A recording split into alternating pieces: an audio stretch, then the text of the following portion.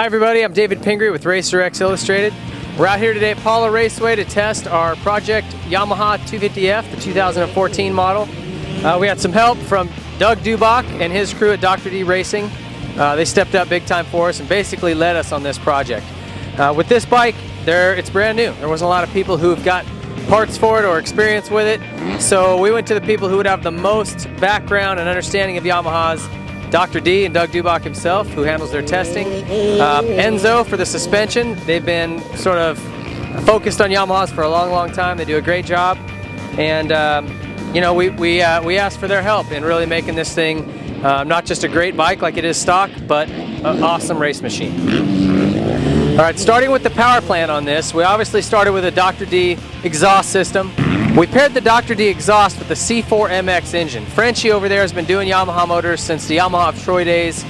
He's very familiar with the way they work, and he massaged this engine, changed our cam timing, our ignition mapping, did some things with the air box, opened it up, and basically made this thing a competitive race engine. Of course, after you add a bunch of horsepower to any engine, you want to complement that with a better clutch, and we've done that. Went straight to the source there. Hinson put a full clutch in this thing, and he's really the gold standard when it comes to racing clutches. From there, we went to the suspension. Like I said, went to Ross Maeda and Will Decker at Enzo, and those guys took great care of us. Their stuff is always top notch, and especially with the KYB stuff. Dunlop was obviously a part of this project. We've got their brand new MX32 tires, which just came out. Very excited for those. And Renthal was a big part of this project as well. You know, they set us up with handlebars, grips, their Intella lever and front brake lever that are practically unbreakable. Rear sprocket as well. The wheel set is from Faster USA. They've been making wheels here in the US for a while now. They do a great job. You can get them in any kind of color combination, and we're stoked with what they came up with for us. We threw on some Tusk rotors from Rocky Mountain ATV, and those always do a great job. We paired those with these wheels and a Renthal chain as well to round out the drive system. Trivy's got us some foot peg covers. We had Hammerhead sent us some of our little blingy blue parts to make it look fast. And you know, past that, it was One Industries setting up the graphics for us, and Moto Seat doing the seat. And that's it. This thing's ready to go out and hit the track. So on the track, this thing performed better than we could have hoped for. We ran some race gas in it, but it is set up to where you can use pump gas in it, so you know he didn't push the envelope too much with the engine.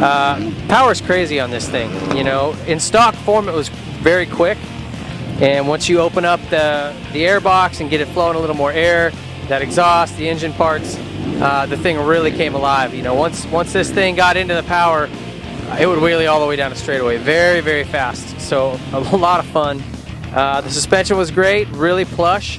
You know, they've got just a great feel for how this stuff should progressively get firmer. So it's nice and supple on the little stuff, but I could flatland things and not even close to bottoming out. So really excited with the way that suspension worked. Really happy with that. The tires are amazing. It's the first time I've ridden with the MX32s.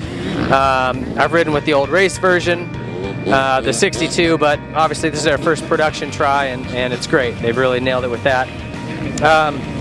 The Renthal stuff for me is super comfortable. It's what I'm used to using, so love that. First time I've used the Intella lever, and that stuff was all great. Awesome stopping power with the Tusk rotor. It's an oversized front rotor that we threw on there, and so you know, the only thing that for me I had to get used to a little bit, we cut some holes in the airbox, or Frenchie did that for us, just to get a little bit better airflow on it, and it's back to kind of sounding, you know, real sucky up here in the front end. So once you get used to that, I forgot about it after maybe 5 or 6 laps, and I was just having a ball. So this thing came out, like I said, as good or better as we could have hoped for. Really fun bike.